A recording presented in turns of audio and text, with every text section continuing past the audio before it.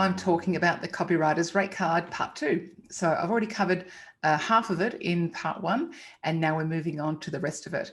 And the reason this is an important session is because the pricing of your services is critical. And if you get that wrong, you could be just leaving money on the table. You could be losing clients without even knowing it. So this is an opportunity just to do a bit of a deep dive into the Copywriters Rate Card and how to actually price your work. And there's a document that is the companion piece to this video. So hopefully you've got that there, printing it out or looking at it online so that you can follow it. So I don't go through it word for word, but I do put it on the screen in just a second. So I can just take you through the headings so that when you do read it, you've got a little bit more understanding, a little bit more knowledge and some insights from me as to why I've written it the way I've written it and how you can use it more effectively in your copywriting business. So let me share the screen with you.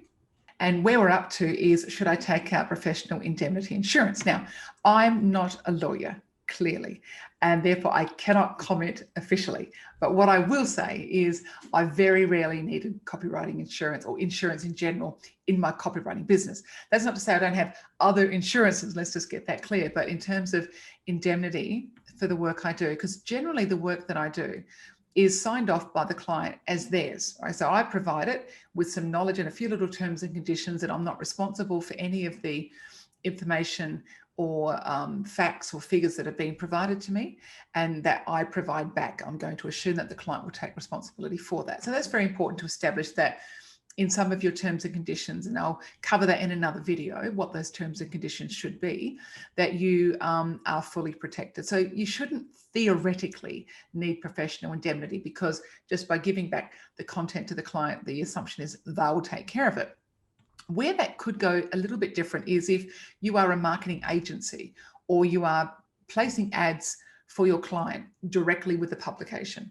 Therefore, it's a whole nother level of responsibility, because if you choose the wrong ad, or it's an old piece of content and it's no longer relevant or it's not been updated, you could be liable. So you need to be very careful if you are that kind of service whereby you are interfacing directly with the public or the media and being responsible for the kinds of content that goes out to the public.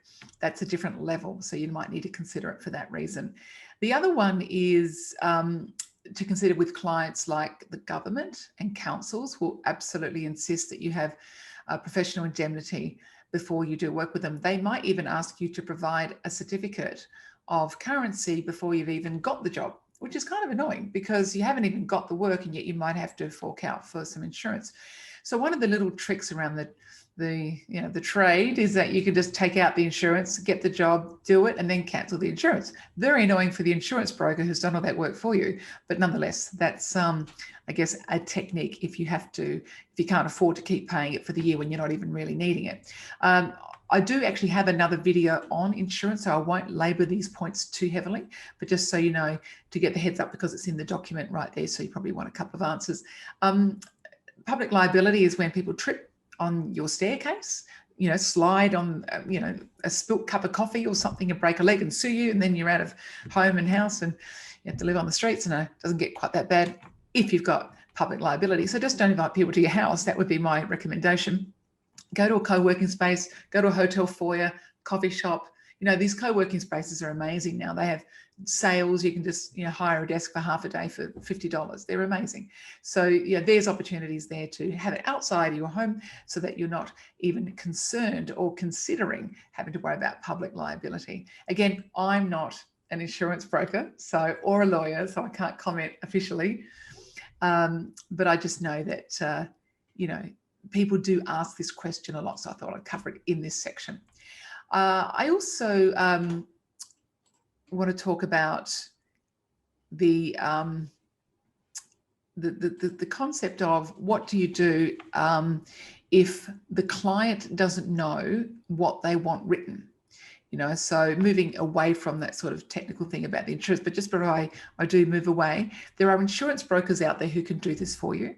So if you type in insurance broker professional indemnity, you don't have to deal with the Amy's of the world or the Alliances who do all this. Just go to the insurance broker who can become your go-to person so that they take on a lot of that responsibility and the paperwork, and all you do is pay the fee and they do the rest of it. doesn't cost you extra. They just take their commission out of what Allianz might pay them. So it's a really nice streamlined way to get these things covered off. But let's move on. How do you know if the client, how do you know what to quote if the client doesn't know what they want? That's classic, happens all the time. And so the question you have to ask yourself is, well, you have to take on more of the role of being the coach and the consultant rather than the order taker. And when I mean order taker, what I mean by that is some copywriters don't have the confidence or the experience to feel that they can add value to what's actually being discussed at the copywriting table when the briefing is occurring. I would encourage you to speak your mind, to think about what you're thinking and feeling could have value to that client. And just because you haven't done this before, it doesn't mean you can't comment just as a regular person who potentially is the target market already. Not to mention the 10, 15, 20 years you might have had working in your own business, in another world, another, sort of corporate life.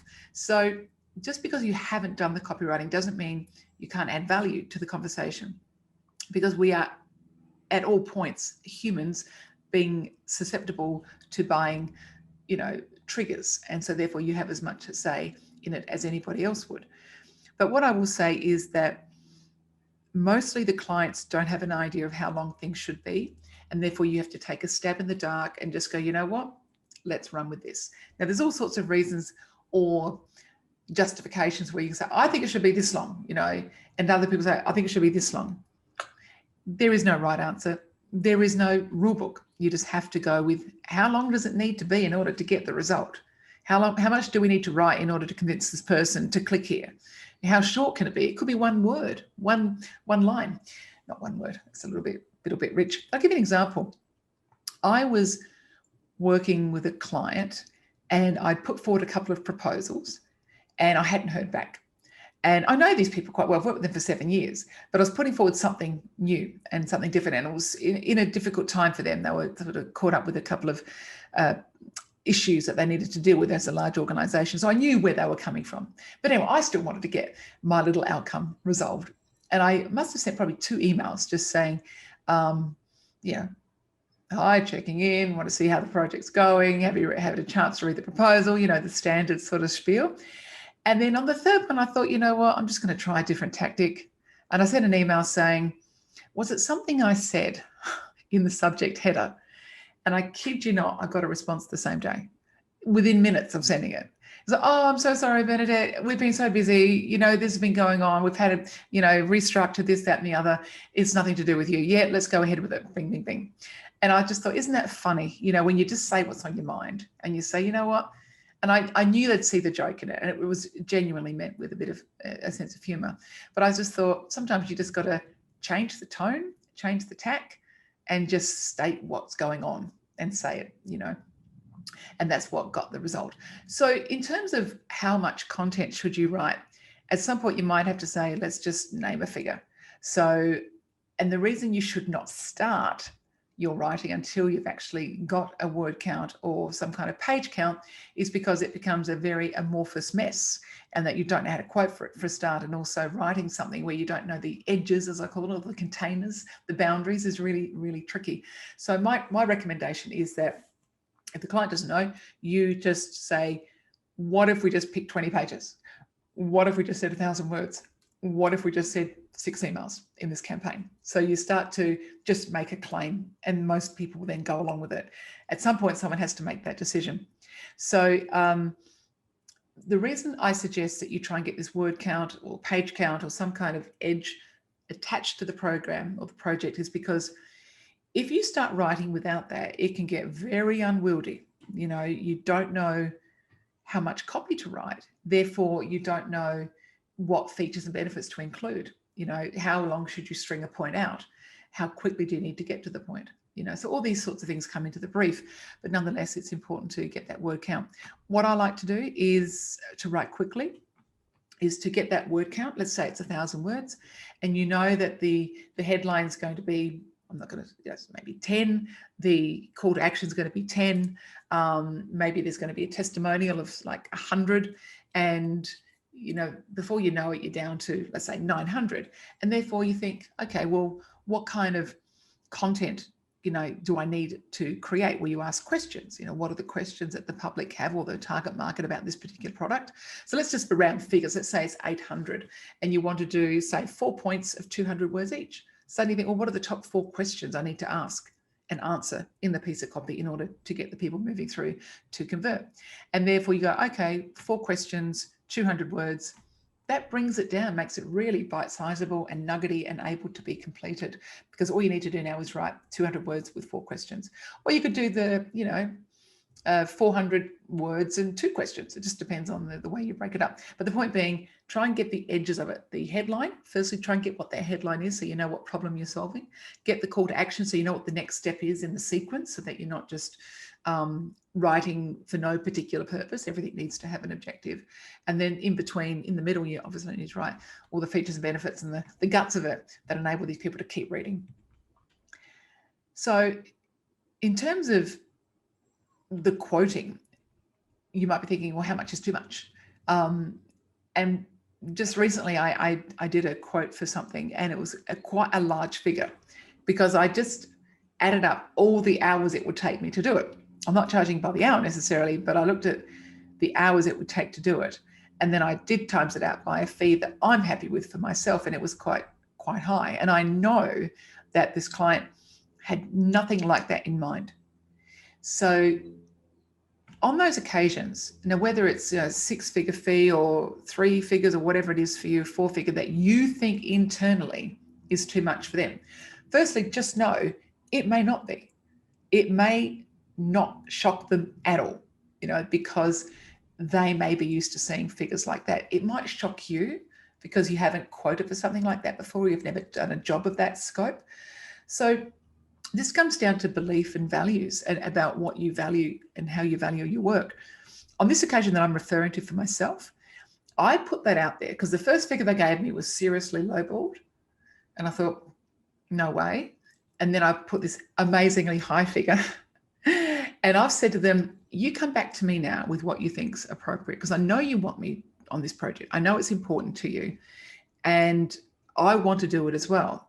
But I want, now it's called price anchoring, by the way. They anchored me really low on this particular figure. And that's nothing personal. They hadn't even really got to know me at this point. It was really just a starting point where this is generally what we pay this. And so when I'm creating my quote and I'm thinking about this really low figure, I'm thinking, God, this is actually getting really high compared to that, So cleverly, they price anchored me to think that's sufficient, that price point. And I, of course, I'm going right up here. And now every time I sort of put those figures together, I'm thinking about this quote here, and I'm sort of pulling it down a bit. I think, no, don't do that. This is exactly what this job is worth. These are the hours I would be required. It's a long-term project. This is what's going to be required. I do not want to be resentful. I want to get paid fully what I'm worth, what I bring to the project, and the value. So anyway, I put forward that quote, and I'll wait and see what they say, because I said to them, over to you. You've given me that. I've given you this. You come back to me with what you think I'm worth. So it's kind of a different approach. But the point being that if you feel the quote is too high, you have a couple of options. You'll either pull it back, and then you might not get paid what you're worth or what you think the job is worth, and you'll be resentful. So you got to live with that and keep doing the job if you get it. Or you just put it forward and you run the risk of not getting the job. But what you can say is, if they say it's too high, you go back and you say, well, what figure did you have in mind? And therefore that dance occurs, which is the subject of another video about how to actually manage that pricing negotiation. So just know that just putting the price in is not a deal breaker. You don't lose it just because you're too high. You do need to go back to them quickly and say, well, hang on, let's talk. And you can look a little bit like, she was trying it on, she tried this price, but she's willing to go for that. Well, that's the risk you take, and that's life and that's business. You want it, they want you, put pride aside and ego and just say, I do want this. What is the price that you have in mind? It might not be as bad as you think. And because you put in a good price, it's come down a little bit. Now you're quite happy to do it for that. Whereas if you put it in for that and you go down to that, you're not happy. So just firstly work out what the job requires from your perspective, so you are fully aware that if they do come down on price and you are also coming down on price, you don't come so far that you resent doing it in the end. Also, assess who's it coming from. You just know with councils, for example, like I think anyone can afford anything, just depends on how committed they are to it. But there's some organizations that they've got to get approvals, and they've got a cap for these kinds of things. And so it's not even their decision, it's just that there's that sort of figure. And if they really, really want you, they'll drag money from somewhere else. But just know that sometimes they are stuck and they can't do much about the pricing. So it's in your interest to potentially negotiate on that level. But don't get distracted with small business versus corporates, and corporates always pay better than the small businesses. That is definitely not the case. I've had small businesses pay me far in advance in terms of the fees than what a corporate would ever pay. And this is a 3-person operation. It just happens to be in property, and it was a very wealthy individual. So their profit margins are quite high, and they needed a particular kind of work that they wanted done. Whereas corporates think, well, McDonald's, Nike, Toyota, I'm not dismissing those companies at all. But what I'm saying is the perception is that they'll pay top dollar is not necessarily the case. They've all got budgets as well. They want to get it done as cheaply as possible. So don't just assume it's a corporate, they'll pay more than the small business. The other thing to think about is how valuable is this piece of content to them? For example, if you are writing a prospectus for an IPO, initial public offering, like a really important document for an organization that lists them on the stock market, gathers all the investors together, grabs investment money by the millions, and that's what that document is designed to do, that's valuable. And if they want to pay peanuts for that, then if it's badly done, they lose out on a big piece of pie. The downside to them is extremely high if it goes wrong. So when you ask for a briefing, you've got to know the background to the job. Why are you doing this? Why is it needed? How important is it to you? If it doesn't succeed, what are the costs to you? And once you get that kind of understanding, you can sort of calibrate in your mind what your pricing should be, because you're going to wear the responsibility of the success of that document. So you really need to take that into account when you're factoring in your pricing, because you don't want to be charging peanuts for this massively important document that rests on your shoulders and lives and dies on your content. So in terms of guesswork, it really is guesswork at the beginning. I've given you some ideas already, and in this document there's quite a few guidelines, but I'm not going to go through them right now. You can read them, they're much easier to read. What I will say though is they're just guidelines. They're not necessarily hard and fast, but they are just something to go with until you get more experience as to how long things take and how much you can charge. Things like website copywriting, my recommendation is that you do it by the page and then by the package. So, 5 packages or 5-page packages, 10-page package. If you're doing SEO, you can add a premium to that in terms of the keyword research that's actually required, or the title tags that you might be written. They're actually separate pieces. They can charge maybe $50 to $90 for a set of title tags and a description tag. That's quite easy money in some respects, because every website would have at least 10 pages that require individual unique tags. So that's an easy win. You can sometimes offer that as a bonus because they're not hard. They do take a bit of time and they're a bit fiddly, because you've got to get certain words in a certain order. But nonetheless, if you really want the job and you want to give them that value add that I talked about earlier, then that's a nice thing to offer. Things like blogs, they could be 1,000 words, and therefore the word count or the dollar per word is a really good way to go. Again, do it in blocks of 5 or 10 so that you're not just writing one blog, because I actually think writing one blog is actually difficult, because you're trying to think, what do I leave in, what do I leave out? And you spend so many moments of decision as to, what is, considered valuable in the content and what gets left out. It'd be so much quicker if you just wrote 3 blogs. So instead of debating whether this goes here or there, and that just goes there, that goes there, blog 1, blog 2, blog 3. And, it's just easier to write more than less with those kinds of situations. Email copywriting is a really, big dinosaur. You're never quite sure how many they want or what the word count is. So again, just don't do it by the one emailer. In fact, one emailer is never going to cut it. You need to do a series or a sequence. You need to be quite involved with the strategy around what is the email, the point of it, who's on the database and what's the end result and what kind of, clicks, sort of lead magnets are we going to offer. So you can get involved with all those ideas as well. So there's lots of offers you can give to a client in order to maybe get them interested in what you do. So moving away now from pricing just a little bit, just to get people talking to you, getting them on your database. It could be a content order, it could be an SEO audit, a keyword audit, it could be a a review of the strategy. It could even just be looking at the headlines. There's lots of things that are out there already in terms of the audit sort of template that you can follow, and you can actually just put the website name into someone else's website who's doing the order, get the report, and then present it back to the client. So you don't actually have to have the software in order to do the report. You can actually use other website software to create that for you. It just gives the client something to hold on to, a great talking point, and it provides some nice recommendations for free.